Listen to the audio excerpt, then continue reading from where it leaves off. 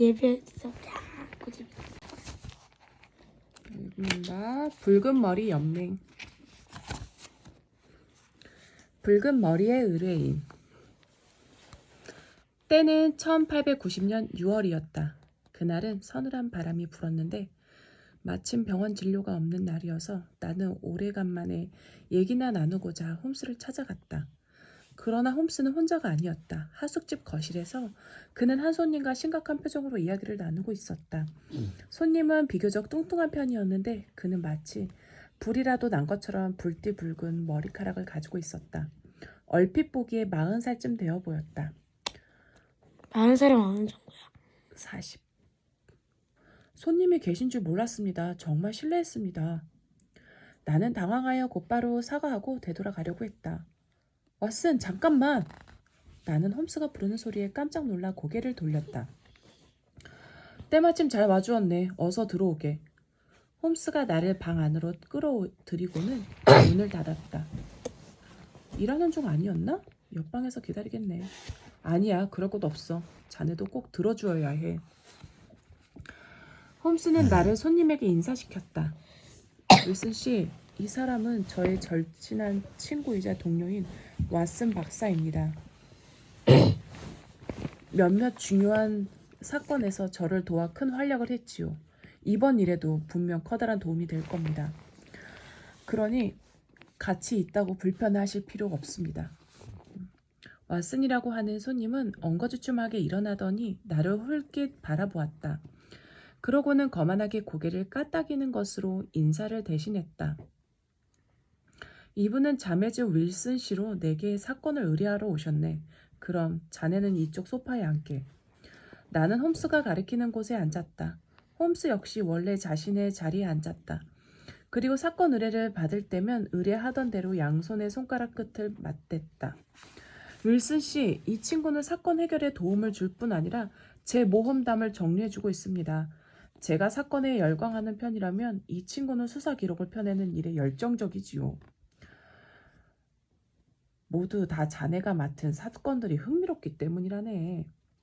실제로 그랬다. 그가 맡은 사건은 하나같이 기괴하고 일상에서 벗어난 것들이었다. 그건 자네 말이 맞네. 그저 평범한 사건에는 별로 관심이 가지 않더군. 홈스는 부드럽게 웃었다. 그건 그렇고 자네, 지난번 서덜랜드 양의 사건 때 내가 한 말 기억하고 있나? 그 어떤 상상도 인생보다 더 예측 불허의 것을 보여주는 것은 없다고 했던 거 말이야. 물론 기억하고 있네. 하지만 난 여전히 그 이론에 동의할 수 없군. 그래. 그러리라고 생각했네. 하지만 더 이상 고집을 부릴 수 없을 거야.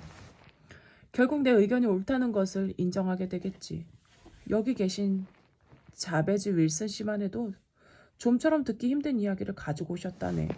전에도 얘기한 적 있네만 범죄인지 아닌조차 분간하기 힘든 작은 사건일수록 기괴한 것이 많은 법인데 윌슨 씨 얘기가 바로 그렇다네. 어떤 불법 행위가 자행되었는지 아직은 잘 모르겠지만 내가 다뤄온 그 어떤 사건보다 기괴한 건 분명해. 홈스는 윌슨 씨를 향해 몸을 돌리며 말했다. 윌슨 씨, 죄송하지만 지금까지 하신 얘기를 처음부터 다시 해주셨으면 좋겠군요.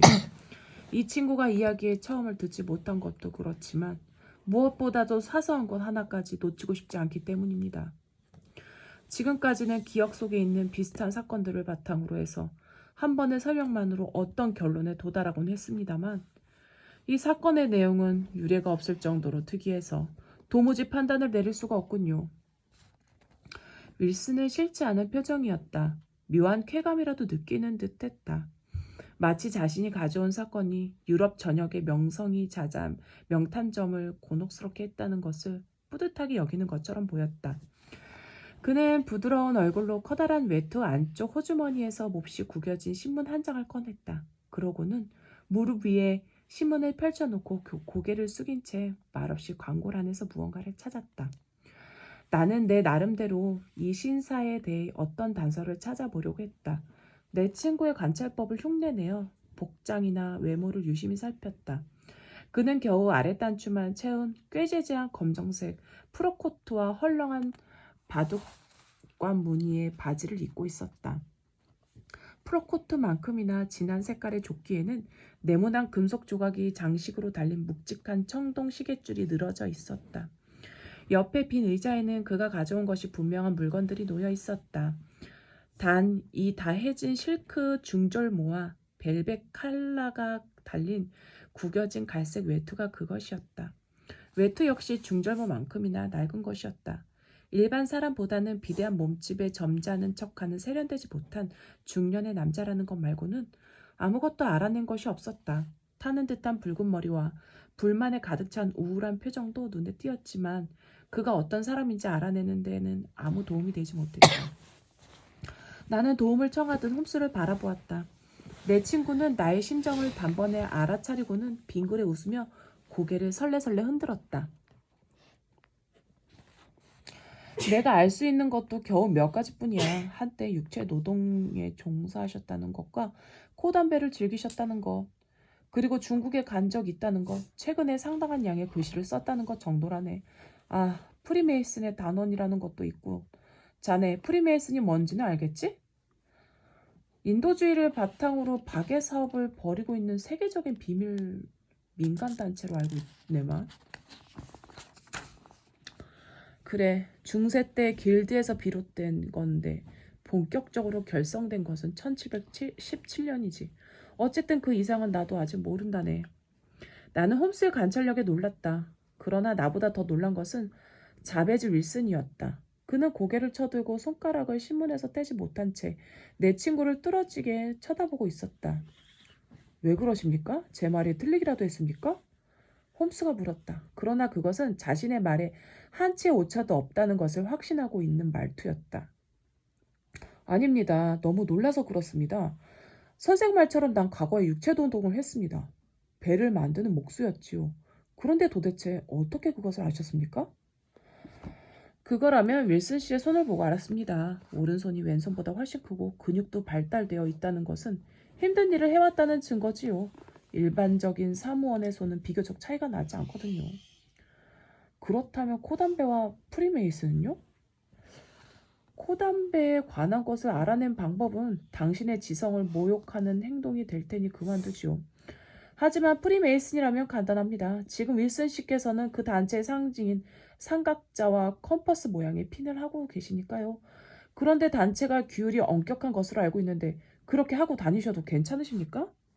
실제로 윌슨의 외투에는 삼각자와 컴퍼스가 오각형의 별 모양으로 겹쳐진 핀이 꽂혀 있었다. 아유, 이런 깜빡했군요. 그는 서둘러 그 핀을 빼서는 주머니에 넣었다. 글씨를 많이 썼다는 것은 어떻게 알았죠? 윌슨 씨의 오른쪽 소매 끝이 유난히 번들거리고 있거든요. 한 12cm 정도 되겠네요. 반면 왼팔은 팔꿈치 부분만 달아 있습니다. 그런 것은 대체로 팔을 괴고 글을 쓸 때 생기지요. 옷이 그 정도로 반짝거리면 쓰신 양이 제법 되셨을 거고 말입니다. 오, 그러면 중국에 갔다 온 건? 오른쪽 손목 바로 위에 있는 문신으로 알았습니다. 문신이라면 여기 영국에서도 흔한 것 아니오? 물론 그렇지요. 하지만 윌슨 씨의 손목에 새겨져 있는 그 물고기 문양은 결코 흔한 것이 아닙니다. 동양적인 문양도 그렇지만 물고기 비늘의 미세한 연분홍색에 물을 들이는 기술은 오로지 중국에서만 가능한 것이지요. 사실 탐정 일을 하려면 다양한 분야에 대한 지식이 있어야 합니다. 그래서 전에 문신에 대해 약간 공부를 한 일이 있었지요. 쑥스럽지만 그 분야에 관한 작은 책을 낸 적도 있습니다. 홈스의 이야기는 그것이 다가 아니었다. 하지만 증거는 문신만이 아니었습니다. 당신의 시계줄에 끼어있는 중국 엽전이 있었거든요. 그것만큼 확실한 증거가 더 있을까요? 윌슨은 너털 웃음을 터뜨렸다. 난 또 당신이 무슨 대단한 초능력이라도 발휘하는 줄 알았습니다. 하지만 듣고 보니 별로 어려운 것도 아니군요. 윌슨 씨, 사건을 해결하려면 저에 대한 의뢰인의 신뢰가 무엇보다 중요합니다. 하지만 이렇게 설명을 하게 되면 그 신뢰도가 떨어지기 마련이지요. 로마의 역사가 타키투스가 그의 명저 아그리콜라에서 미지의 것은 대단하게 여겨진다라고 한 말도 하지 않습니다.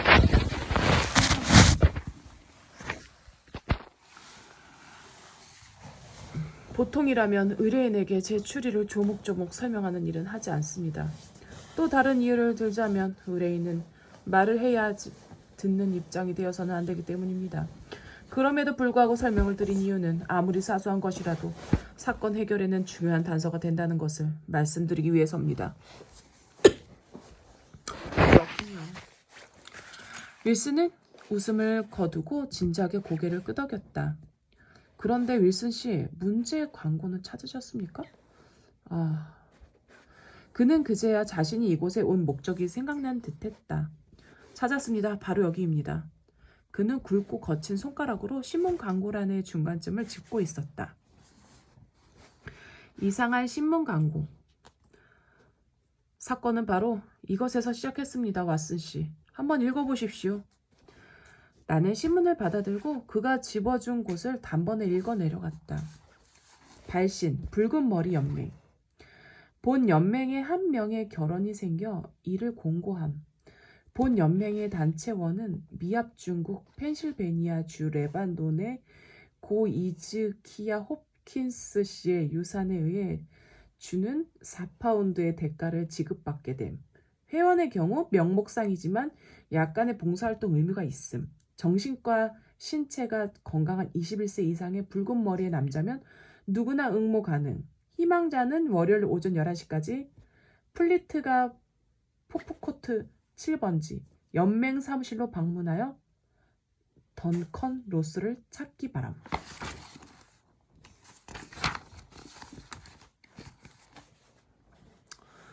신문은 1890년 4월 27일자 모닝 크로니클지였다. 도대체 뭐가 어떻단 말이지? 그냥 단체원을 모집하는 광고잖아. 나는 혼잣말로 중얼거렸다. 이 기묘한 광고를 2번이나 읽었지만 구인 광고 이상으로는 여겨지지 않았던 것이다. 홈스는 내 모습을 바라보고 있다가 갑자기 몸을 뒤틀며 키드득 거렸다. 그것은 들떠 있거나 기분이 좋을 때 하는 그만의 버릇이었다. 정말 이상한 광고 아닌가? 사람을 구하는 광고치고 좀 성의도 없고 말이야. 이런 특이한 광고를 못 봤다니 나도 좀 어이가 없군. 뭐 어쨌든 이 얘기는 잠깐 뒤로 미루고 윌슨 씨 얘기를 좀 들어보세요. 자, 윌슨 씨 저한테 하신 것처럼 처음부터 차근차근 말씀해 주십시오. 알겠습니다. 윌슨 씨, 먼저 제 소개부터 하지요. 이름은 아까 홈스 씨가 말씀하신 대로 자매주 윌슨입니다. 저는 런던의 번화가인 sak스 코버그 광장에서 조그마한 전당포를 운영하고 있습니다. 아니? 번화가에 있다고는 하지만 점포도 크지 않고 요새는 손님도 별로 없어서 하루하루 근근히 입에 풀칠이나 하는 정도지요. 장사가 잘 됐을 때는 점원을 2명 썼습니다만 지금은 1명뿐입니다. 사실 점원도 필요하지 않을 정도지만 급료를 반만 줘도 된다며 하도 부탁을 해서 고용하게 되었지요. 장사를 배우고 싶다더군요. 힘든 일을 하기 싫어하는 요즘 젊은이들을 생각하면 보기 드문 사람이군요. 홈스가 말했다. 저도 그 점이 마음에 들더군요. 그 친구의 이름은 빈센트 슬폴딩이라고 합니다. 나이는 글쎄요, 확실하지는 않지만 30쯤 됐을 겁니다. 아주 어린 나이도 아니어서 더 믿음이 갔습니다. 하여간 빈센트 이 친구는 더할 나위 없이 훌륭한 일꾼이었습니다. 부지런했고 똑똑했지요. 독립하게 된다면 지금의 급료보다 2~3배는 더 벌 수 있을 겁니다. 정말 윌슨 씨로서는 행운이로군요. 반밖에 안 되는 급료로 그렇게 훌륭한 점원을 두셨으니 말입니다. 제가 보기에는 그 스폴딩이라는 젊은이도 아까 보여주신 광고만큼이나 특이하군요. 윌슨은 자랑스러운 듯 어깨를 으쓱했다. 제 생각도 그렇습니다. 정말 저에게 큰 도움이 되고 있지요. 하지만 스폴딩도 완벽하다고는 할 수 없습니다. 커다란 흠이라고는 할 수 없지만 일하는 데 지장이 있는 것은 사실이니까요. 그게 뭡니까? 내가 물었다. 사진입니다. 사진이요? 네, 이 친구가 사진이라면 아주 사정을 못 씁니다. 일하다가도 갑자기 카메라를 들이대서 셔터를 눌러대는가 하면 필름을 현상하겠다고 지하실로 달아나 버리기도 하지요. 지하실로 가는 그를 보고 있자면 마치 토끼가 굴 속으로 뛰어 들어가듯이 재빠르게 그지없답니다. 말릴 틈도 없을 정도지요. 그런데도 계속 점원을 쓰고 계시다는 건 스폴딩이 일하는 것에 비하면 그 정도는 별것 아니라고 생각하시는 거겠죠? 홈스가 여전히 손가락을 맞댄 채 물었다. 물론입니다. 정말 그것만 빼면 나무랄 데 없는 일꾼이지요. 그래서 저도 별로 문제 삼고 있지는 않았습니다. 손님이 없을 때 취미생활을 하겠다는데 뭐 굳이 말리거나 야단을 칠 수는 없으니까요. 더구나 괜히 기분을 상하게 해서 나가기라도 한다면 저로서는 손해고 말입니다. 홈스는 가만히 고개를 끄덕였다. 아직도 그 청년을 고용하고 계십니까? 네, 지금 저를 대신해서 전당포를 보고 있습니다. 대개는 스폴딩 말고 다른 사람은 없습니까? 부엌 일을 하는 여자애가 있습니다. 14살인데 간단한 요리와 청소를 맡고 있지요. 어린 나이지만 살림이 단출해서 그 아이 혼자서도 제법 잘하고 있답니다. 그럼 두 사람과 함께 사시나요? 네, 저는 아내가 죽은 후부터는 계속 혼자 살아왔습니다. 친척도 없어서 찾아오는 사람도 없고 적적했지요. 가족이 없기는 두 사람도 마찬가지였습니다. 그래서 얼마 전부터 우리 셋은 제 집에서 함께 살고 있습니다. 물론 제가 제안한 겁니다. 하루하루가 우리에게는 그저 아주 조용하고 평온한 날들이었지요. 이 광고를 보기 전까지는 말입니다. 윌슨은 이마에 주름이 잡힐 정도로 인상을 썼다. 그러고는 이마에 흐르는 땀을 닦으며 말을 이었다. 꼭 2달 전이었습니다. 밖에 나갔던 스폴딩이 이 신문을 가지고 왔더군요. 그러고는 이렇게 말하는 것이었습니다. 윌슨 씨, 제가 지금 얼마나 윌슨 씨의 머리를 부러워하고 있는지 모르실 겁니다. 그 친구는 제 머리카락을 흘끔흘끔 쳐다보더군요. 무슨 소린가? 이 신문 광고를 읽어보십시오. 붉은 머리 연맹에서 회원을 모집한다지 뭡니까? 아, 저도 윌슨 씨처럼 붉은 머리였다면 얼마나 좋을까요? 그는 제게 신문을 건네주며 탄식까지 했습니다. 붉은 머리 연맹이라니 그게 뭔데? 아니 모르세요? 스폴딩은 의외라는 듯 눈을 크게 뜨고 묻더군요. 처음 듣는군. 자세히 좀 말해보게. 사실 가게 장사를 하다 보면 좀처럼 밖으로 나가는 일이 없습니다. 더구나 전당포는 손님을 찾아다니는 것이 아니라 기다리는 장사니까요. 그래서 세상 돌아가는 게 어두운 편입니다. 그렇다고 관심이 없는 것은 아니었습니다. 오히려 그 반대지요. 세상 소식을 듣고 찾아오는 사람이라도 있으면 만사를 제쳐놓고 얘기를 듣곤 한답니다. 그러니 붉은 머리 연맹이라는 것은 처음 듣는 것에 관심이 가지 않을 리 없었습니다. 윌슨 씨처럼 완벽하게 자격을 갖추신 분이 그 연맹을 모르고 계시다니 놀랐군요. 연맹은 뭐고 또 자격은 뭔가? 그리고 거기서 회원을 모집한다는데 왜 자네가 그렇게 흥분하는지 모르겠군. 회원이 되면 무슨 이익이라도 있나? 이익이다 뿐입니까? 1년에 200파운드 이상이 생기는데요? 저는 갑자기 귀가 솔깃해지더군요. 아까도 말씀드렸다시피 요즘같이 장사가 안 돼서 어려운 때 200파운드면 적지 않은 돈이니 말입니다. 200파운드? 회원만 되면 그냥 준다는 말인가? 그냥은 아닙니다. 하지만 하는 일이라고는 약간의 봉사활동 정도라군요. 물론 생업에 지장을 주는 일은 없고 말입니다. 그런데 오로지 붉은 머리의 사람만 가입할 수 있다는 것이 이 단체의 특징이지요. 어떤 단체인지 좀 자세히 얘기해보게. 세간에 떠도는 얘기로는 이 단체를 처음 만든 사람은 미국의 대재벌이었던 이즈키야 홉킨스 씨라고 합니다. 그 사람도 붉은 머리였는데 그 때문에 어릴 때부터 많은 놀림을 받은 모양이에요. 그래서 자신의 전 재산을 붉은 머리를 가진 사람들을 위해 쓰기로 했답니다. 그 방법이 붉은 머리 연맹이었던 거지요. 그는 단체를 만든 후 자신의 사후의 재산을 전문적인 유산 관리인에게 맡겨서 거기에서 생긴 이자로 연맹 회원들의 주급을 주게 했다고 합니다. 회원들은 봉사활동이라는 것을 해야지만 그것도 돈을 주기 위한 명분에 지나지 않는다는군요. 어쨌든 그 이즈키야 홉킨스라는 사람은 좀 괴짜였던 게 틀림없어요. 그렇다면 그 연맹에 가입하려고 하는 사람이 많겠군. 특별한 자격 요건만 없다면 아마 그렇겠지요. 하는 일 없이 돈을 받는데 누가 마다하겠어요? 하지만 아무나 회원이 될 수 있는 건 아니라는군요. 그럼? 꼭 윌슨 씨처럼 붉은 머리여야 한다네요. 그리고 꼭 런던에 사는 사람이야 하고 윌슨 씨, 기왕 말이 나온 김에 직접 찾아가 보시는 게 어떠세요? 머리카락이 붉은 사람이 이 넓은 런던에 어디 나 혼자뿐이겠나. 그런 조건이라면 너도 나도 몰려들 게 분명해. 가봐야 헛수고야.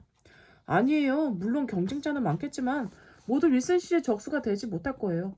붉은 머리라고 다 뽑힐 수 있는 게 아니거든요. 검은색이 섞여 있어도 안 되고 약간 흐려도 안 된대요. 아주 선명한 붉은색이어야 한다는 거예요. 윌슨 씨처럼 말이에요. 분명 당신의 머리카락이라면 당장 그 연맹의 회원이 될 수 있을 거예요. 일단 한번 가보세요. 헛수고면 어때요? 만약 회원만 될 수 있다면 그 정도는 수고를 할 것도 없지 않겠어요? 생각해보세요. 자그마치 1년에 200파운드란 말이에요. 스폴딩은 끈질기게 저를 설득하더군요. 그의 설득이 아니었더라도 구미가 당기는 일이긴 했습니다. 한참을 망설이긴 했지만 결국 한번 해보자는 쪽으로 의견을 모았지요. 우리는 다음 월요일에 가게를 하루 닫기로 하고 붉은 머리 연맹이라는 데 가보기로 했습니다. 윌슨 씨, 지금 우리라고 하셨습니까? 홈스의 질문이었다. 네, 스폴딩이 연맹에 대해 제법 잘 알고 있는 것 같았으니까요. 같이 가면 분명 도움이 되리라 여겼습니다. 그 친구도 무척 좋아하더군요. 물론 그곳에 가는 것보다 하루 일하지 않고 노는 것이 더 좋은 것 같기는 했지만 말입니다. 윌슨은 가볍게 웃고는 이야기를 이어나갔다. 월요일이 되자 우리는 계획한 대로 가게 문을 닫고 연맹 사무실이 있다는 플리트가 포프코트로 찾아갔습니다. 되도록 광고에서 제시한 시각인 11시가 되기 전에 도착하기 위해 조금 서둘렀지요. 그런데 혼수 씨, 사무실에 채 도착하기도 전에 저는 놀라서 거의 까무러칠 뻔했습니다. 플리트가 포프코트가 온통 붉은 머리의 사람들로 가득 차 있었던 것입니다. 모두 그 광고를 보고 몰려든 것이었지요. 런던에서 조금이라도 붉은 기운이 있는 머리를 가진 사람은 거기 다 모여 있는 것 같더군요. 아마 그런 장관은 다시 없을 겁니다. 사람 머리가 과일 장사의 손술에 있는 오렌지같이 느껴지는 일이 흔한 일은 아니지 않겠습니까? 아마 연맹 측에서도 광고 몇 줄에 그렇게 많은 사람들이 몰려들 거라고는 생각하지 못했을 겁니다. 정말 다양한 부류의 사람들이 모였더군요. 정장 차림에 깔끔한 신사도 있었고 뱃사람으로 보이는 사람도 있었지요. 굴뚝 청소부와 심지어 거리에 불황자도 있었습니다. 사람들 머리의 빛깔도 가지각색이었습니다. 밀집색의 머리도 있었고 레몬색, 오렌지색, 벽돌색, 다갈색, 그리고 아이리시 세터 종인 사냥개의 털과 같은 젓갈색도 있었지요. 정말 각양각색이었습니다. 어쨌든 저는 좀 기가 꺾이더군요. 그래서 포기하고 그냥 집으로 가자고 했지요. 어마어마한 사람들이군. 그냥 집으로 가는 게 좋겠네. 무슨 소리세요? 기왕 여기까지 왔는데 한번 들어가나 보자고요. 그리고 한번 보세요. 윌슨 씨처럼 선명한 붉은색의 머리를 가진 사람이 없잖아요. 승산은 분명 윌슨 씨께 있으니까 걱정하지 마세요. 스폴딩은 막무가내였습니다. 그는 더 이상 제 말을 들으려 하지도 않고 저를 사람들 속으로 끌고 들어갔습니다. 그러고는 닥치는 대로 밀고 당기고 부딪히면서 앞으로 나아갔습니다. 도대체 어디서 그런 힘이 났는지 아무튼 대단했습니다. 마침내 우리는 연맹 사무실이 있는 건물 앞에 도달할 수 있었습니다. 사무실은 2층이 있었는데 그곳으로 올라가는 계단에는 두 종류의 사람들이 있었지요. 하나는 그 연맹에 들게 될 거라는 부푼 희망을 안고 2층으로 올라가려는 사람들의 행렬이었고 다른 하나는 그 희망이 무참히 깨져 풀이 죽은 채 내려오는 사람들의 행렬이었습니다. 하지만 질서라고는 눈 씻고 찾아볼 수가 없었습니다. 그저 그 두 행렬이 뒤죽박죽 뒤엉켜 있었지요. 거기서도 스폴딩의 능력은 눈부셨습니다. 사람들을 밀치며 올라가는 행렬 틈에 끼더니 사람들을 비집고 마구 위로 올라가는 것이었습니다. 하여가 그 친구 덕분에 사무실에 들어갈 수 있었습니다. 재미있는 경험을 하셨군요. 홈스의 얼굴에는 흥미롭다는 표정이 역력했다. 그 사이 윌슨은 코담배를 한껏 들이마셨다. 그랬지요. 하지만 다시 하고 싶은 생각은 없습니다. 윌슨은 고개를 절레절레 흔들며 희미하게 웃었다. 우리가 사무실에 들어간 건 천신만고 끝이라고 해야 할 겁니다. 어쨌든 사무실은 조금 의외였습니다. 화려할 거라고 생각한 건 아니었지만 허술한 전나무 책상 하나와 나무 의자 2개가 두 개가 가구의 전부일 거라고는 결코 생각하지 않았거든요. 책상 앞에는 체구가 작은 남자가 앉아 있었는데 머리가 매우 붉었습니다. 저보다 선명하고 붉은 머리를 가진 사람을 본 건 그때가 처음이지 않을까 싶습니다. 나중에 안 거지만 그가 회장인 덩컨 로스 씨였습니다. 사무실 안에는 우리 말고도 먼저 들어와 있던 다른 지원자들도 있었는데 면접은 바로 그 붉은 머리의 사람에 의해 이루어지고 있었습니다. 뒤에서 보고 있자니 그는 몇 가지 간단한 질문을 한 후에 부적격 이유를 알려주는 것으로 많은 지원자들을 불합격시키고 있었습니다. 그 이유들이 과연 연맹과 무슨 상관관계가 있는지 의문이 들기도 했지만 그만큼 연맹의 공석을 채우는 일이 그렇게 쉬운 일이 아니라는 생각이 들었죠. 드디어 우리 차례가 되었습니다. 그런데 그는 이전 지원자들에게 한 태도와는 달리 호의적으로 대하는 거였습니다. 다른 지원자들을 내보내고 문까지 닫더군요. 마치 편하게 이야기를 나눠보자는 의도 같았습니다. 스폴딩도 그런 눈치를 챘는지 어리둥절해하는 저를 대신해서 인사를 하더군요. 이분은 연맹에 가입하고 싶어서 찾아오신 자매주 윌슨 씨입니다. 하지만 회장은 스폴딩은 쳐다보지도 않고 혼잣말처럼 중얼거렸습니다. 오, 완벽해. 멋진 붉은색이야. 그러더니 제가 민망해서 얼굴이 붉어질 정도로 빤히 쳐다보는 게 아니겠습니까? 환영을 한다는 것인지 놀리는 것인지 언뜻 판단이 되지 않더군요. 그런데 저를 당황하게 만든 일은 정작 다음 순간에 일어났습니다. 그가 갑자기 내 머리카락을 움켜쥐고 눈물이 날 정도로 잡아당겼던 겁니다. 붉은 머리 연맹. 저는 어찌나 놀랐던지 소리를 질렀지요. 아픈 것은 둘째 문제였지요. 아, 이게 무슨 짓입니까? 그런데 이 회장이란 사람은 큰 소리로 한참을 껄껄 웃어대더군요. 아, 실례했소이다. 간혹 가발을 쓰고 오는 사기꾼들이 있어서 말이오. 물감이나 왁스를 바르고 오는 자들도 있지요. 이런 일을 하다 보니 돈이라면 양심이고 뭐고 무조건 달려드는 넌더리 나는 인간성을 가진 자들을 보는 일이 비일비재하군요. 그러니 매사에 조심하는 수밖에요. 이해하십시오. 그는 웃음이 채 가시지 않는 얼굴로 창가로 다가가서 목청껏 외쳤습니다. 모집은 끝났소. 모두 돌아가시오. 사람들의 실망 섞인 웅성거림이 한동안 들려오더군요. 얼마 안가 그 많던 붉은 머리의 사람들이 모두 사라져버렸습니다. 결국 그 거리에서 붉은 머리라고는 회장과 저 그렇게 두 사람이 남게 되었습니다. 윌슨 씨라고 하셨죠? 우리 연맹의 회원이 되신 걸 축하합니다. 그는 환하게 웃으며 달려들어서는 내 손을 으스러져라 붙잡고 마구 흔들었습니다. 저는 어리둥절해서 아무 말도 할 수가 없었습니다. 나는 덩컨 로스라고 하오. 이 연맹 회장이라고는 하지만 나 역시 후원자가 남겨주신 기금의 혜택을 받는 사람일 뿐이지요. 물론 가족은 있으시겠지요? 아내가 있었습니다만 사별한 지 꽤 됐습니다. 다른 가족은? 없습니다. 이런 곤란한 일이군요. 그는 어두운 표정으로 고개를 갸웃거렸습니다. 네? 저는 가슴이 덜컥 내려앉았습니다. 겨우 합격했다고 생각했는데 그 기쁨을 누리기도 전에 취소되는 것은 아닌가 싶었던 겁니다. 사실 우리가 받는 주급은 붉은 머리의 유지와 확산의 그 뜻이 있어.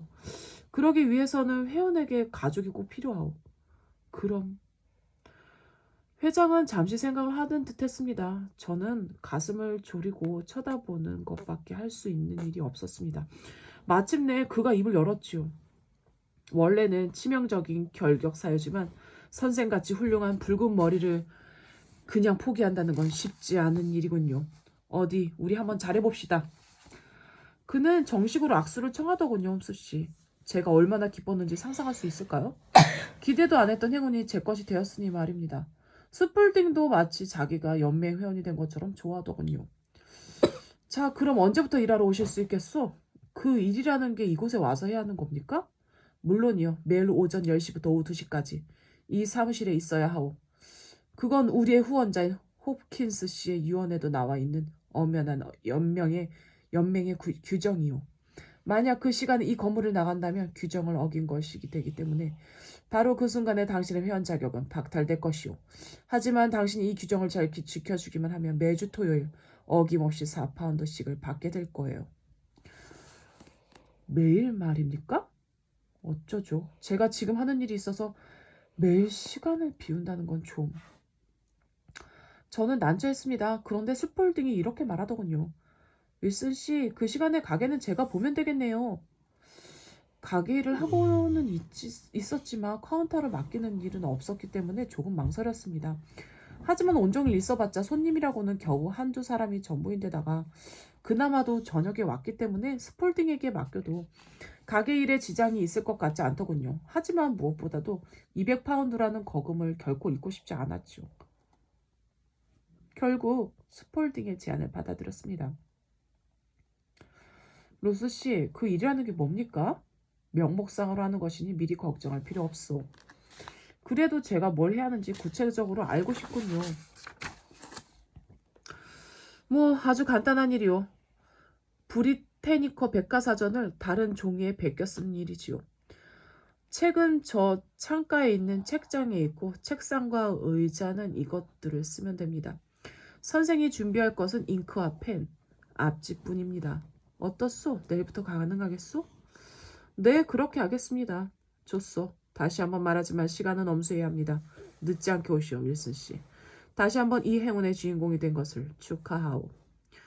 스폴딩과 저는 고맙다는 인사를 하고 연맹 사무실에서 나왔습니다. 그 기쁨은 집에 와서도 쉽게 가시지는 않더군요. 온종일 들떠서는 일도 제대로 할 수 없었지요. 그런데 저녁이 되자 걱정이 되기 시작했습니다. 홈스 씨도 한번 생각해 보십시오. 백과사전을 베껴 쓰는 일 따위에 주급 4파운드나 준다니요. 게다가 고작 하루에 4시간을 일하게 하면서 말입니다. 호킨스 씨라는 사람의 유언도 그렇고 도무지 이해할 수 없는 일 아닙니까? 생각하면 생각할수록 누군가의 장난으로만 느껴지더군요. 그냥 포기할까도 싶었습니다. 적어도 잠들기 전까지는 그랬습니다. 하지만 아침이 되자 일단은 부딪혀보자고 마음먹었습니다. 설사 장난이었다고 해도 손해볼 것이 없었으니까요. 저는 1페니를 주고 잉크 한 병을 샀고 지시한 대로 깃펜과 앞지도 준비했습니다. 사무실에는 회장인 덩컨 로스 씨가 벌써 나와서 제가 출근하기를 기다리고 있더군요. 어서 오시오 윌슨 씨, 늦지 않았군요. 그는 친절하게도 책장에서 그 무거운 백과사전을 직접 꺼내서는 책상으로 옮겨 놓아주었지요. 책상에는 이미 백과사전의 내용을 옮겨 적을 종이들이 놓여 있었습니다. 제가 베껴야 하는 백과사전은 한 권이었는데 로스 씨는 A 항목부터 베끼라고 지시했습니다. 그러고는 사무실을 나가버리더군요. 저는 즉시 일을 시작했습니다. 로스 씨는 이따금 들러서 제가 일한 것을 확인했지만 오래 있지는 않았습니다. 오후 2시가 되자 로스 씨는 다시 들어왔습니다. 그리고 제가 써놓은 것을 살폈지요. 훌륭하군요. 됐소. 오늘은 시간이 다 되었으니 이만 돌아가고 내일도 수고해 주시오.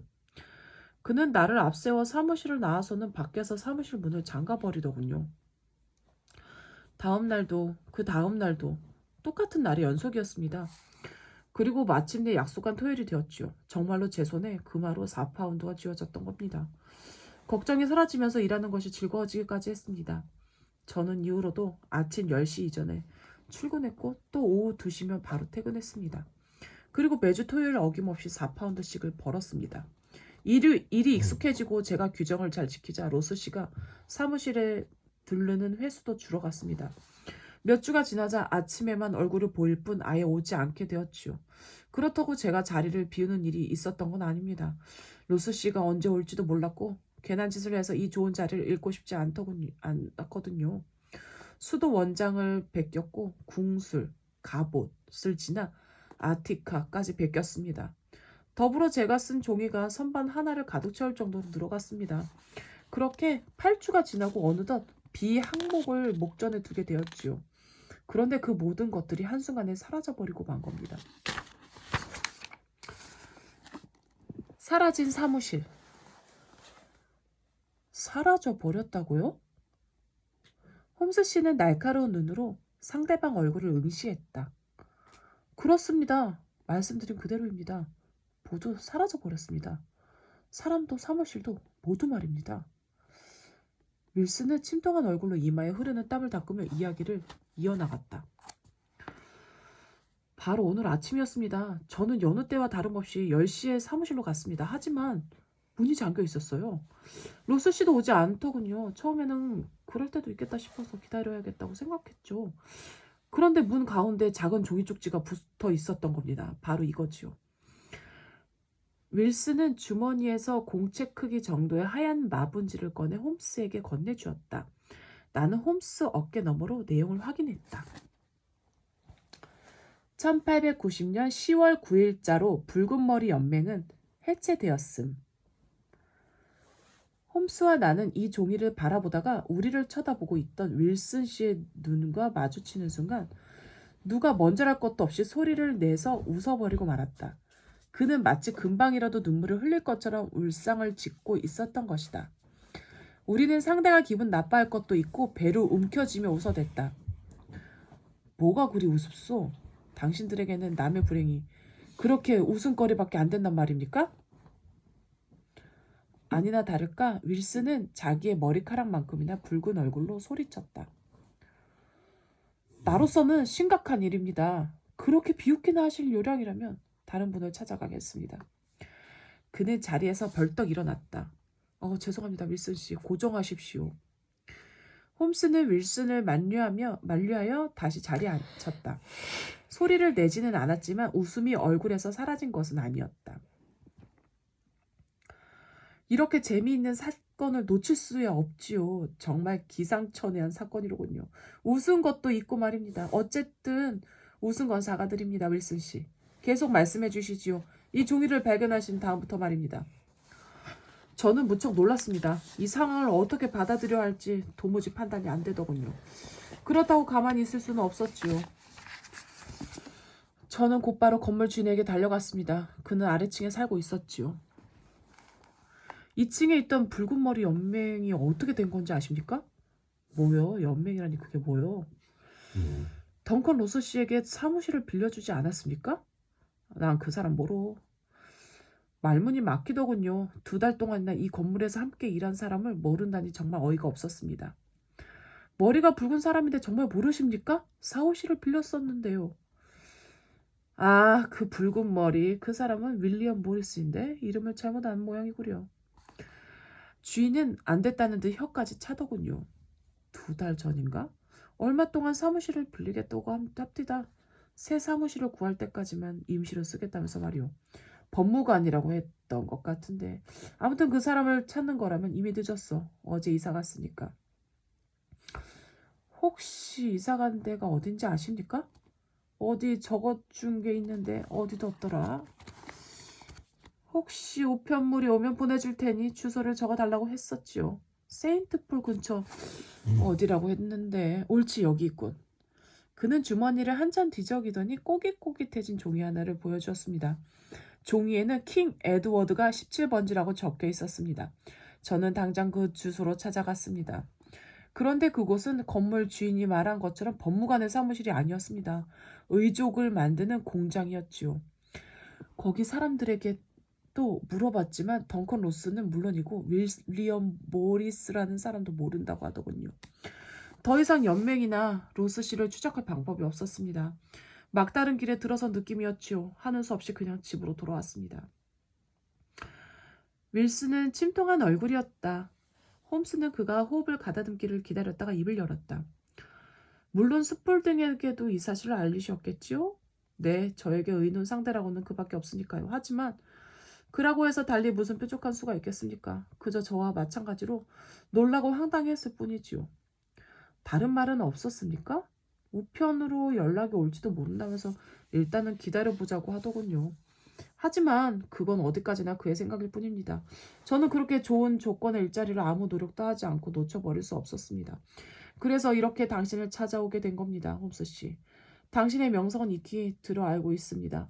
공경에 빠진 사람들에게 큰 도움을 주신다지요?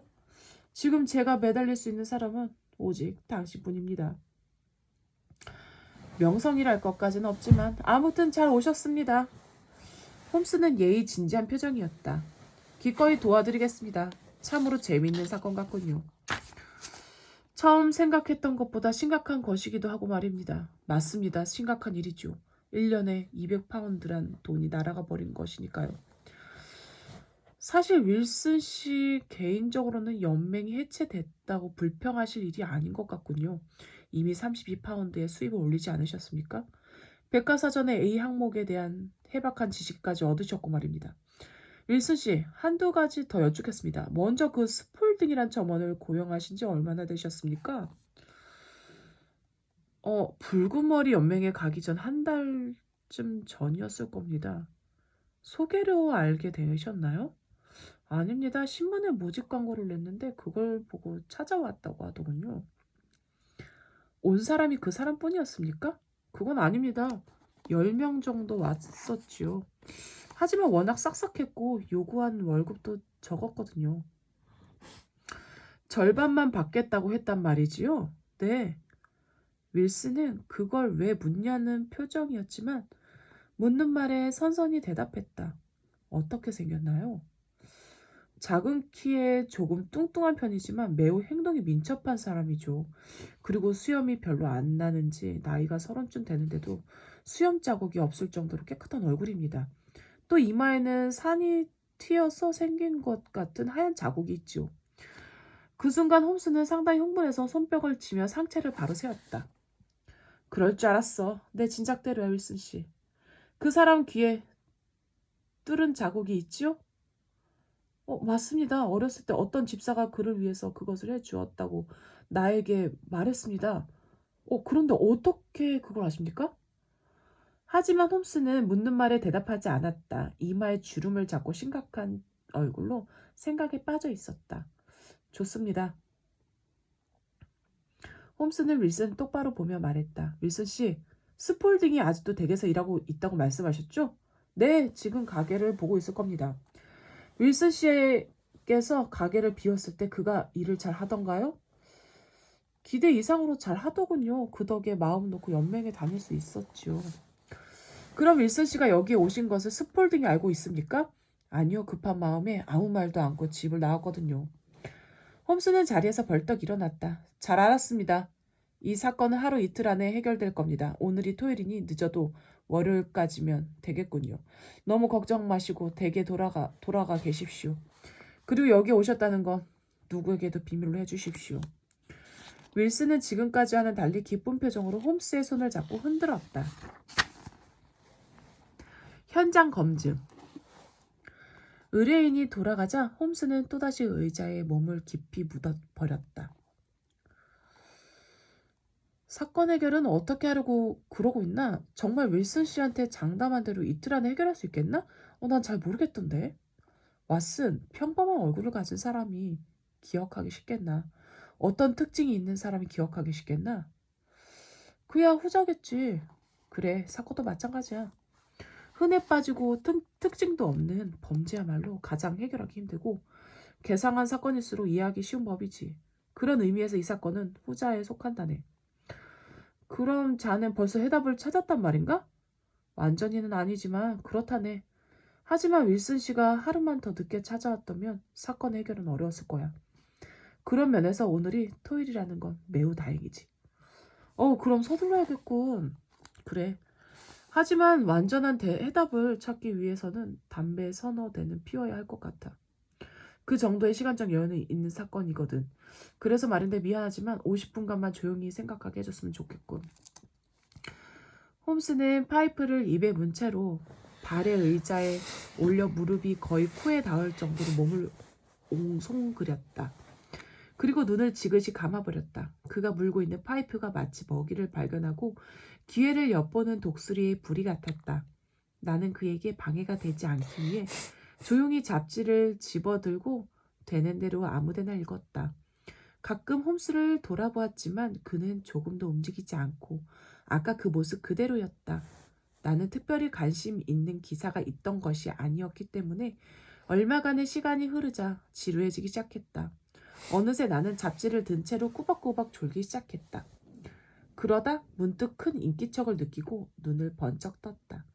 홈스가 자리를 박차고 일어나 있었다. 그의 표정은 어떤 결심이 선 듯 단호해 보였다. 그는 성큼성큼 벽난로로 걸어가더니 선반 위에 파이프를 올려놓고 나를 향해 돌아섰다. 어떤가 왓슨? 자네 환자들이 자네에게 몇 시간 여유를 줄 수 있을까? 오늘은 진료가 없는 날이네. 그렇지 않다고 해도 요즘은 별로 환자가 없어서 한가한 편이지. 그거 잘 됐군. 오늘 오후 세인트 제임스 홀에서 사라 사태가 연주를 한다네. 같이 가세. 뭐? 사건은 어쩌고 연주를 간단 말인가? 물론 사건을 잊은 건 아니네. 하지만 이런 좋은 기회를 놓친다는 건 있을 수 없는 일 아니겠나? 프로그램을 보니 연주곡 중에 독일 곡이 많이 있더군. 이탈리아나 프랑스 음악보다는 자기를 돌아보게 하는 데는 독일 곡이 최고지. 어서 모자를 쓰게 들러야 할 때가 있으니 서둘러야 해. 점심은 가는 도중에 들기로 하세. 지하철을 타고 엘더스케이트로 간 우리는 이번 사건의 주인공이 살고 있는 sak스코버그 광장까지 천천히 걸어갔다. 무성한 잡초와 시들어 빠진 월계수 덤불이 탁한 공기에 대항해서 힘든 싸움을 하고 있는 작은 공터, 그리고 그 공터를 중심으로 해서 더럽고 낡은 2층 벽돌 건물들이 울타리처럼 둘러싸여 있는 그곳은 한눈에 보아도 쇠락한 거리였다.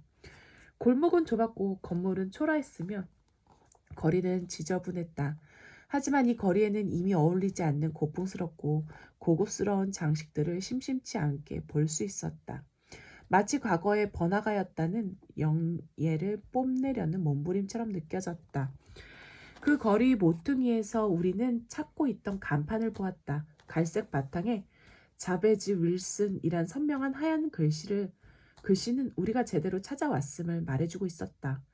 바로 우리의 붉은 머리의 의뢰인이 운영한다는 그 전당포였다. 홈스는 그 앞에 버리고 서서 날카로운 눈길로 여기저기 살펴보았다. 전당포뿐이 아니었다. 그는 길을 오르내리며 그 옆에 건물까지도 눈여겨보았다. 그러더니 다시 전당포 앞으로 가서 들고 있던 지팡이로 바닥을 두세 번 있는 힘껏 두들겼다. 홈스는 마침내 무슨 결심을 한 사람처럼 고개를 끄덕이더니 문 앞으로 다가가서 노크를 했다.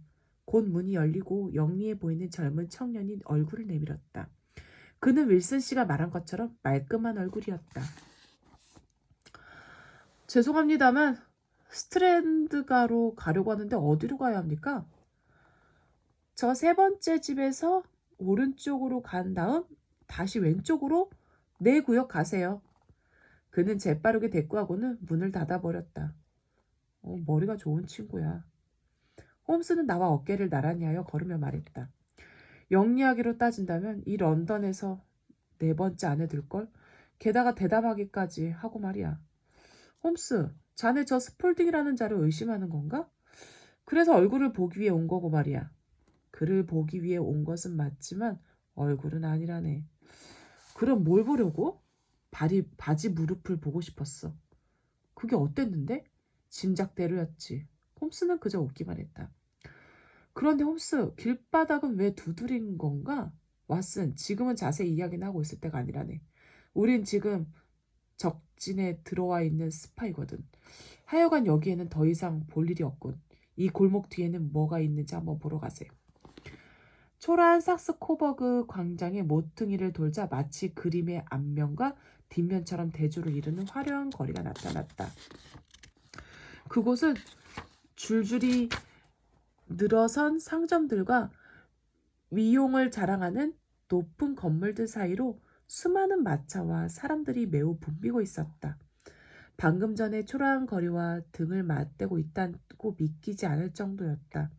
거리는 활기차고 생기가 넘쳤다. 왓슨, 이 거리에 무엇이 있는지 잘 기억해두게. 런던에 관한 지식은 아무리 쌓아둔다고 해도 지나침이 없거든. 모티머 상점, 담배가게, 신문가게, 그리고 시티앤드서버번 은행에 코버그 지점이 있군. 이 은행은 런던에서 첫째, 둘째를 다투는 대은행이지. 그 다음이 채식주의자들을 위한 식당과 맥팔레인 마찰기군. 좋아. 조사는 끝났네. 어서 연주장으로 가세. 섬세하고 조화로운 바이올린의 나라로 어서 가고 싶군. 그곳이라면 우리를 괴롭히는 붉은 머리의 손님은 없겠지. 하지만 그 전에 요리를 하도록 하세. 옳지. 저기 샌드위치를 파는 곳이 있군. 홈스는 내 대답을 기다리지 않고 성큼성큼 한 노천 카페로 걸어 들어갔다. 그날 오후 우리는 관람석 맨 앞자리에서 시간을 보냈다. 홈스는 그 시간 내내 부드러운 미소를 머금고 있었다. 그의 가늘고 기다란 손가락은 음악에 맞춰 부드럽게 흔들렸고 두 눈은 꿈꾸는 것처럼 나른해 보였다. 잔혹한 사냥개라든가 번뜩이는 두뇌의 무자비한 사립 탐정이라든가 하는 세간의 별명이 무색할 정도였다. 그는 마냥 행복해 보였다. 그것은 당연한 것이었다. 내 친구는 열렬한 음악 애호가로서 매우 능력 있는 연주가였을 뿐만 아니라 보통 이상의 작곡가이기도 했다. 그런 그에게 있어 유명한 연주자의 음악을 듣는다는 것은 더없이 즐거운 일이었을 것이다. 사건에 지명했을 때 그의 모습과는 다른 것이 사실이었지만 이렇게 서정적인 모습도 홈스의 한 성격이었다. 실제로 그는 극단적인 무기력과 지칠 줄 모르는 활동이라는 양극단을 오갔다. 내 생각에는 그의 서정성이나 무기력은 조금의 빈틈도 허용하지 않는 치밀함과 거침없는 기민함의 방작용으로 나타나는 것 같았다. 그도 그럴 것이 그가 며칠이고 계속 바이올린을 끌어안고 음악에 빠져 있거나 책을 붙잡고 있었던 후에는 반드시 놀라만큼 사건에 열정적이었으며 그 누구도 흉내낼 수 없는 추리력을 과시하곤 했던 것이다. 그때마다 나는 미지의 신이라도 보는 것 같은 눈길로 그를 바라보았다. 아무튼 그날 바이올린 선율에 정신없이 빠져있는 홈스를 보고 있자니 또 한 번 그의 무섭도록 예리한 추리력이 발휘될 것이라는 예감이 들었다. 왓슨, 먼저 집으로 돌아가게. 홀을 나오면서 홈스가 말했다. 왜? 어디 가려고? 그래, 시간이 꽤 걸릴 거야. sak스 코버그 광장 사건은 아주 심각하거든. 심각하다고? 엄청난 음모가 숨어있지. 하지만 오늘이 토요일이라 그게 좀 어렵군. 그래도 이제 그걸 중지시킬 때가 됐어. 그래서 말인데 오늘 밤에 자네 도움이 필요할 것 같군. 자네에게 도움이 된다면 언제라도 좋으니 말만 하게. 그렇게 말해주니 고맙군. 그러면 10시쯤 베이커 가로 와주게. 알았네. 그리고 약간 위험이 있을지 모르니 자네의 군용 권총을 가지고 오게. 홈스는 손을 흔들어 보이고는 곧바로 몸을 돌려 인파 속으로 사라졌다. 나는 그가 사라진 쪽을 바라보며 잠시 멍하게 서 있었다. 가끔 느끼는 것이지만 지금과 같이 갑자기 사라지는 홈스를 볼 때마다 내가 우둔한 것은 아닌가 하는 생각이 들었다. 그와 같은 것을 보고 같은 것을 들었지만 나는 항상 그가 알아낸 것에 반도 알아채지 못했다. 지금도 홈스는 이 괴상한 사건의 내막을 알아낸 것이 틀림없었다.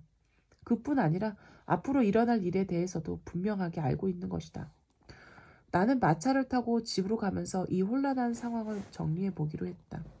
백과사전을 베끼고 4파운드를 받았던 붉은 머리의 자매즈 월슨, 사라져버린 붉은 머리 연매, sak스코버그 광장의 전당포에서 만난 빈센트 스폴딩, 그리고 권총을 가져오라는 홈스의 의미심장한 말 등 모든 것이 생생했다.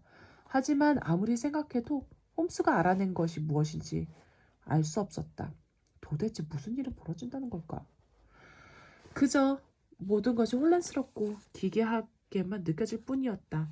결국 나는 생각하기를 포기했다. 홈스가 예언한 대로 무언가 일어날지도 모르는 위험에 대비해 휴식을 취하기로 했다. 그것이 내가 할 수 있는 최선이었다. 어둠 속의 잠복 근무. 9시 15분이 되자 나는 집을 나섰다. 조금 이른 감이 있었지만 하이드파크를 지나 옥스퍼드가를 거쳐 걸어가기에는 적당한 시간이었다. 예상한 대로 나는 약속한 바로 그 시각에 베이커가에 도착했다. 홈스의 하숙집 앞에는 2대의 마차가 서 있었다. 서둘러 2층으로 올라가 보니 홈스는 2명의 방문자와 함께였다. 그중 한 사람은 익히 알고 있는 얼굴이었다. 바로 경시청의 피터 존스 경감이었다. 하지만 나머지 한 사람은 기억이 없었다. 그는 키가 크고 마른 몸매에 어딘가 슬퍼 보이는 얼굴의 사나이로 번쩍거릴 정도의 새 중절모와 점잖은 프로코트를 입고 있었다. 오, 제 시간에 왔군. 그러지 않아도 기다리고 있었다네. 홈스는 말이 끝나기 무섭게 외투에 단추를 채웠고 사냥용 채찍을 선반에서 꺼내 챙겼다. 이분은 오늘 밤 모험에 동행하실 메리워터 씨라네. 메리웨터 미스터 씨라면 혹시 시티앤드 서버번 은행의 은행장이신? 오, 알고 있더군. 정확하게 말하면 코버그 지점의 지점장이시지. 메리웨더는 고개를 숙여 보이는 것으로 인사를 대신했다. 존스 경감하고는 이미 구면이지? 오랜만이요, 왓슨 박사. 또 한 번 박사와 함께 모험을 하게 됐군요. 사건을 수사하는데 이 늙은 사냥개까지 불러주시고 감사할 따름이요. 존스 경감은 특유의 과시하는 태도로 말했다. 수학이 겨우 쥐새끼 한 마리에 그치는 일이 아니었으면 좋겠군요. 메리웨더가 기운 없는 목소리로 말했다. 그런 일은 없을 겁니다. 제가 잘 알지만 여기 계신 홈스 씨는 이 방면에 있어서는 탁월한 능력을 가지고 있으니까요. 어떤 때는 우리 경찰을 능가하지요. 대답을 한 건 존스 경감이었다. 그렇다면 다행이오만 어쨌든 토요일 밤에 카드 놀이를 하지 못하는 게 27년 만에 처음 있는 일인 만큼 그만한 수확이 있었으면 합니다. 실망하지 않으실 겁니다. 홈스가 경쾌하게 대답했다. 메리웨더 씨에게는 오늘 밤에 그 어떤 카드 놀이에서도 딸 수 없었던 60만 프랑이라는 거액의 돈이 돌아갈 겁니다. 또 존스 경감은 그토록 뒤를 쫓았던 범인을 잡게 되겠지요. 부디 그렇게 되기를 바랍니다. 메리웨더는 여전히 불만 섞인 말투였다. 하지만 홈스는 여전히 밝은 표정이었다. 자, 이제 필요한 사람 모두 모였으니 슬슬 나가볼까요? 두 손님이 앞에 마차를 타고 나와 홈스는 뒤에 마차를 탔다. 이 사건의 범인은 두세 명이 될 거야. 그래서 존스 경감을 불렀지. 저 친구 머리는 좋지 않지만 나쁜 사람은 아니거든. 특히 불도저처럼 용감하고 끈질겨서 한번 물면 절대로 놓는 법이 없지. 이번에 큰 도움이 될 걸세. 말을 마친 홈스는 의자에 몸을 기대고 콧노래까지 흥얼거렸다. 연주회에서 들었던 곡조를 흥얼거리고 있는 것이 분명했다. 마차는 가스등이 켜진 조용한 거리를 지나 페링턴가로 접어들고 있었다. 하지만 나는 그때까지 그들이 나누던 대화를 알아듣지 못했으며 이 마차가 어디로 가는지도 몰랐다. 그 중에서도 특히 내가 궁금했던 건 존스 경감이 잡게 될 거라는 범인이었다. 하지만 내가 묻기도 전에 마차가 서고 말았다. 다 왔소. 마차가 멈춘 곳은 낮에 왔던 번화가 거리였다. 우리는 마차를 보내고 메리웨더 씨를 선두로 해서 좁은 골목을 지나 어느 건물의 연문 앞에 섰다. 메리웨더 씨는 가지고 있던 열쇠들 중에서 하나를 골라 그 문을 열었다. 곧바로 나선형의 계단이 있었고 그 끝에 다시 굳게 잠긴 철문이 나타났다. 잠겨있는 철문은 그것이 전부가 아니었다. 두 번째 문을 지나 축축한 흙냄새가 물씬 풍겨오는 통로를 내려가자 세 번째 철문이 또 우리 앞을 가로막았던 것이다. 그 문까지 열고 들어갔다. 안은 넓은 창고였는데 사방에 큼직한 나무 상자가 쌓여 있었다. 홈스는 벽에 걸려있던 등잔에 불을 붙이고는 주위를 살폈다. 지금 온 통로나 위로는 침입을 불가능하겠군요. 홈스의 말처럼 천장은 틈새 하나 없이 견고해 보였다. 밑으로도 불가능할 겁니다. 메리 에더는 보란듯이 지팡이로 바닥을 두드렸다. 쿵쿵거리는 소리가 창고 안에 울려 퍼졌다. 다음 순간 그의 얼굴이 하얗게 질렀다. 소리가 이상해. 그는 당황한 듯 다급하게 외쳤다. 조용히 하시오. 홈스가 낮은 목소리로 그의 말을 막고 나섰다. 시끄럽게 했다가는 모든 것이 허사라고 돌아갈지도 모릅니다. 부탁인데 저 나무 상자에 가만히 앉아 계십시오. 아무 소리도 내지 말고 말입니다. 내 친구의 목소리는 작았지만 거역할 수 없는 위험이 느껴졌다. 메리 에더는 뭔가 불만이 있는 듯하지만 고분고분하게 시키는 대로 했다.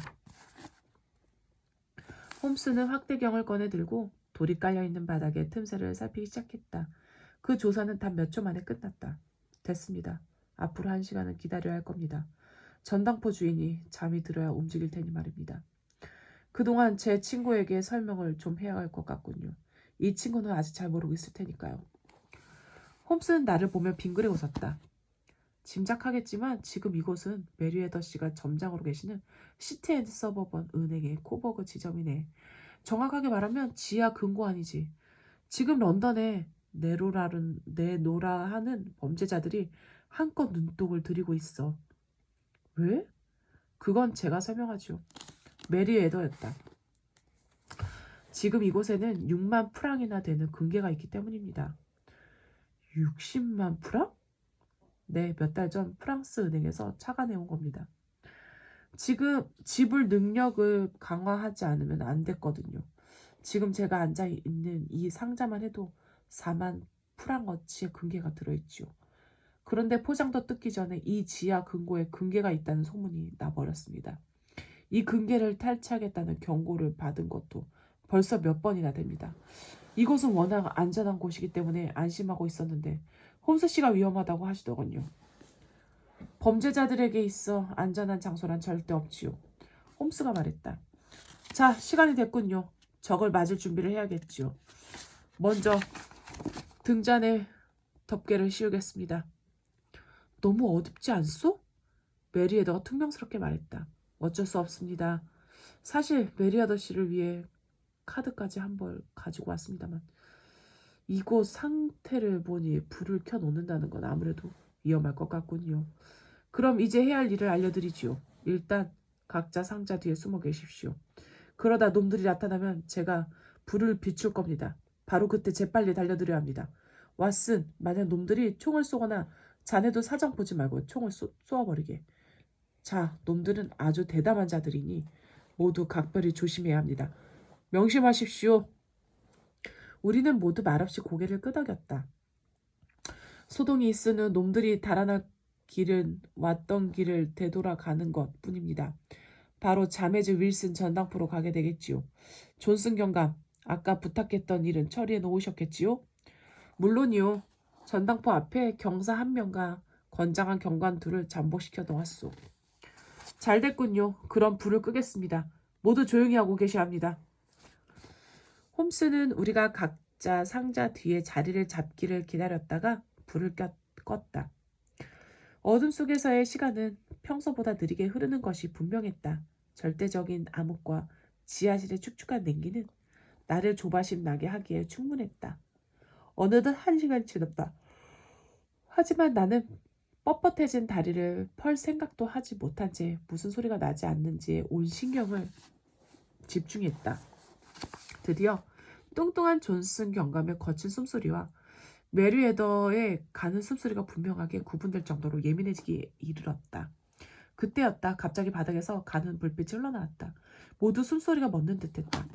그 가는 불빛이 점차 밝아지더니 바닥이 갈라지면서 온 방을 밝힐 정도의 불빛으로 변했다. 바닥에 깔린 돌 하나가 모로 뒤집어지면서 커다란 구멍이 만들어졌다. 그 구멍으로 하얀 손이 불쑥 솟아올랐고 잇따라 소년같이 매끈한 얼굴이 슬그머니 나타났다. 분명히 전당포 점원 빈센트 스폴딩이었다. 스폴딩은 날카로운 눈초리로 사방을 살펴보더니 구멍의 가장자리에 손을 대고는 반동을 이용해 위로 올라섰다. 재빠른 솜씨였다. 그의 뒤를 이어 올라온 자는 머리가 유난히 붉었다. 아치, 끄라고 가방도 가지고 왔겠지? 스폴딩이 낮은 목소리로 물었다. 아, 가방을 안 가지고 왔어. 맙소사, 정말 미치겠군. 지금 뭐 하자는 거야? 아치, 얼른 가서 가져와. 아치라 불린 붉은 머리가 다시 아래로 내려가려 했다. 그 순간 홈스가 번개같이 튀어나가 스폴딩의 목덜미를 붙잡았다. 곧이어 몸을 날린 존슨 경감은 붉은 머리에 옷을 붙잡았다. 그러나 옷이 찢어지면서 놈은 구멍 아래로 떨어졌고 그대로 달아나 버렸다. 위험해, 홈스! 내 눈에 번쩍이는 권총이 눈에 띄었다. 스폴딩이 안주머니에서 권총을 꺼내고 있었던 것이다. 하지만 내가 권총을 겨누기도 전에 홈스의 채찍이 공중을 갈랐다. 다음 순간 권총은 바닥에 굴렀다. 포기해. 다 끝났어. 존 클레이. 홈스는 여느 때와 다름없이 침착한 말투였다. 그럴 것 같군. 그러나 홈스에게 붙잡혀 있는 자는 더욱 침착한 목소리였다. 얄미울 정도였다. 하지만 당황스럽게도 내 친구는 붙잡지 못했군요. 자네들한테는 유감스러운 일이겠지만 말이야. 스폴딩, 아니 홈스에게 존 클레이라고 불린 그 자는 우리를 조롱하듯 키득거리기까지 했다. 그러자 홈스는 빙긋 웃으며 말했다. 이거 미안하게 됐는걸. 자네 친구는 이미 수갑을 차고 있을 테니야 말이야. 전당포 앞에 지키고 있는 경찰이 셋이나 되거든. 저런 빈틈없는 솜씨로군. 칭찬이라도 해줘야겠는걸. 칭찬이라면 내가 해줘야겠지. 붉은 머리 연맹이라니. 정말 누구도 생각하지 못한 기상천외한 작전이었어. 자, 손을 내밀어. 달아난 내 친구는 곧 만나게 될 테니 걱정하지 말고. 곁에 있던 존스 경감이 수갑을 채우기 위해 클레이를 잡아들자 범인은 거만하게 뿌리치며 말했다. 그런 더러운 손이 내 몸에 닿지 않았으면 좋겠군. 이 거만한 범인은 수갑이 채워지는 동안에도 고개를 빳빳이 들고 경감을 노려보았다. 자네가 잘 모르는 모양인데 내 몸엔 고귀한 영국 왕실의 피가 흐른다. 그러니 호칭과 말투에 각별한 예의를 차려줬으면 좋겠군. 그렇게 하죠. 공작전하. 존스 경감은 예의라고는 조금도 없는 태도로 키득키득 웃어가며 과장되게 허리까지 굽혀 인사를 했다. 이제 경시청으로 모시고 갈 마차가 밖에서 기다리고 있으니 순신이 위층으로 올라가 주시겠습니까, 전하? 존스 경감은 마지막 전하라는 호칭에 일부러 힘을 주어 말했다. 그것은 내가 보기에도 조롱하는 것이 분명했다. 그러나 클레이는 그렇게 생각하지 않는 듯했다. 그러지. 존 클레이는 조금도 동요하지 않는 의연하고 거만한 태도로 대답했다. 그리고 우리 세 사람을 향해 가벼운 목례를 하고 수갑을 찬 채로 경감과 함께 요유히 계단을 올라갔다. 그가 시야에서 사라지자 은행장인 메리웨더가 홈스의 손을 굳게 잡았다. 뭐라 감사의 말씀을 드려야 할지 모르겠군요. 진심으로 감사드립니다. 홈스 씨의 놀라운 능력이 아니었다면 꼼짝없이 저 귀중한 근계를 모두 잃어버렸을 겁니다. 아, 생각만 해도 끔찍하군요. 홈스 씨, 이 고마움을 어떻게 표현하면 좋을까요? 은행 차원에서 사례를 해드릴 테니 말씀만 하십시오. 전체 할 일을 한 겁니다. 개인적으로는 존 클레이에게 받아야 할 빚을 받은 것뿐이고 말입니다. 홈스는 부드럽게 미소 지으며 말했다. 아무튼 재미있는 사건이었습니다.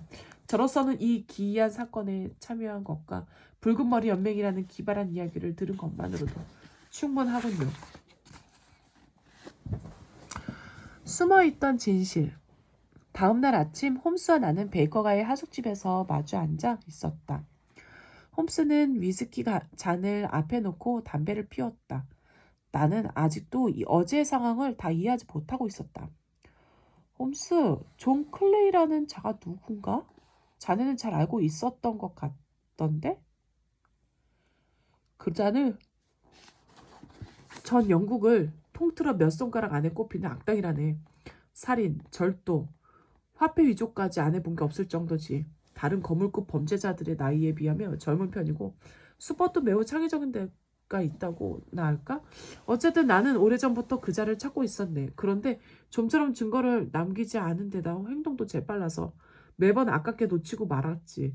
얼굴을 직접 본 것도 이번이 처음이야. 그런데 고귀한 혈통이라고 거만하게 굴던데? 사실이라네. 그의 조부가 왕족의 피를 이어받은 공작이었군. 그 역시 이튼 칼리지와 옥스퍼드 대학을 졸업한 수재지. 그는 이번 주에 스코틀랜드에서 금고를 털고 다음 주에는 코널에서 고아를 위한 기금을 모으는 식의 이중적인 생활로 사람들 눈을 속여왔던 거야. 아주 영리한 자야. 그 좋은 머리를 다른 곳에 썼으면 좋았을걸. 나는 안타까운 생각이 들었어. 그래. 그렇다면 이번 사건같이 재미있는 일이 일어나지 않았겠지? 아무튼 정말 기발한 상상력의 소유자인 것은 확실해. 그렇지 않고서야 붉은 머리 연맹이라는 게 탄생할 수 없었을 테니 말이야. 나는 아직도 잘 모르겠어. 자세히 설명 좀 해주게. 홈스는 위스키로 목을 축이고 이야기를 시작했다. 왓슨, 처음부터 범인들의 목적은 지하 금고 안에 있는 금괴였어. 하지만 자네도 보았겠지만 3개나 되는 철문을 통과해서 금고로 가는 것은 불가능했네. 그가 눈독을 들인 건 은행과 등을 맞대고 있는 전당포였지.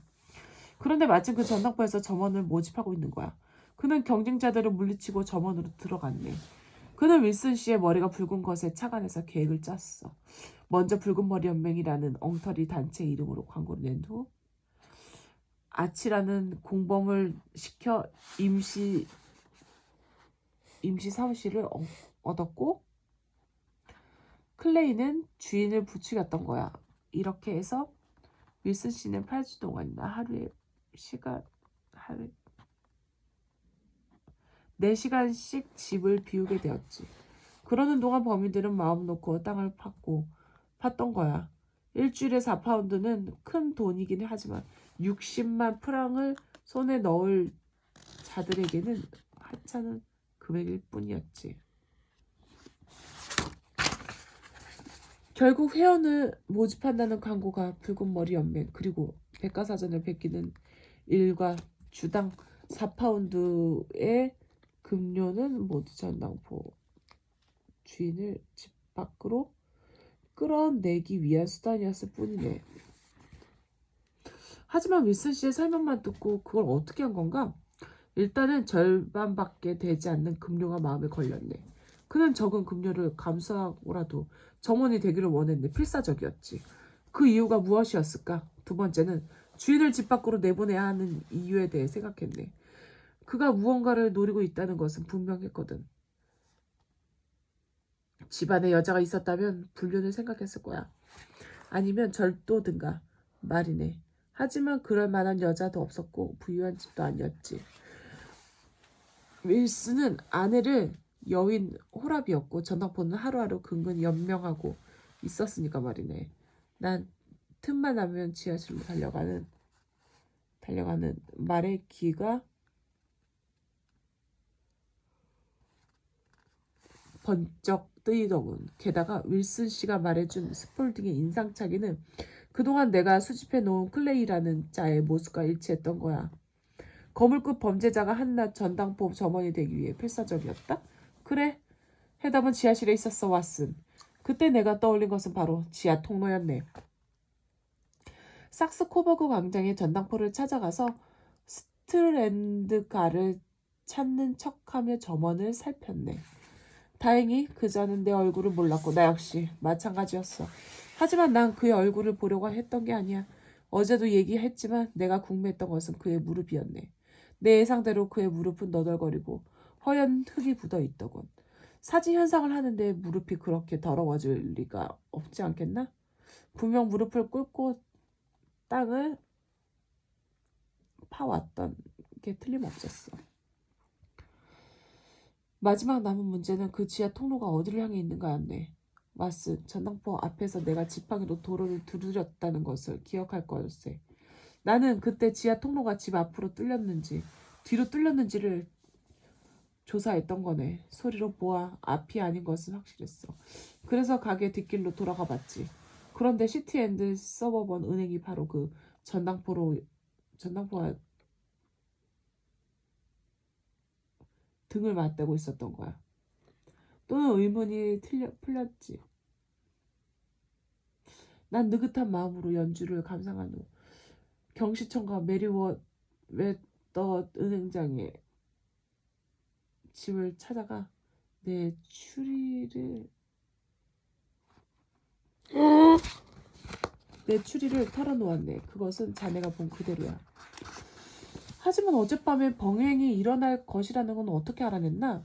어제 아침에 붉은 머리 연맹이 세산되지 않았나? 그것은 윌슨 씨를 더 이상 집 밖으로 내보낼 필요가 없었다는 뜻이지. 즉 지하 통로가 완성되었다는 거야. 하지만 질질 끌었다가는 지하 통로가 발각될 수도 있었어.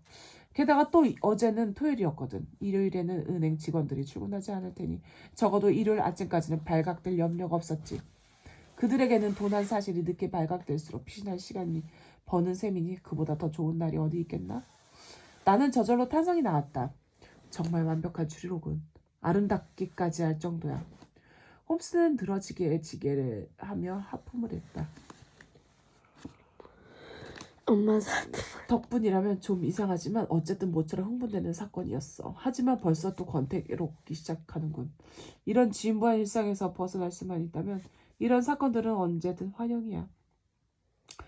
자네가 사건을 즐기는 것을 사람들이 안다면 뭐라고 할지 궁금하군. 하지만 일단은 자네에게 크게 감사할 거네. 글쎄, 약간의 도움을 준 것에 지나지 않아. 중요한 것은 사람이 아니라 그 결과다 라는 말도 있지 않나? 나에게 감사할 일이 아니지. 홈스는 어깨를 으쓱하며 멋쩍이 웃었다. 하지만 홈스, 그렇게 훌륭한 가문의 그 좋은 머리로 범죄만 일상을 살아간다는 건 아무리 생각해도 애석한 일이군. 그게 다 지나친 욕심 때문 아니겠나?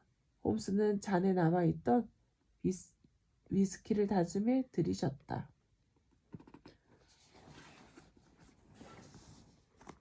홈즈가 주인공이야?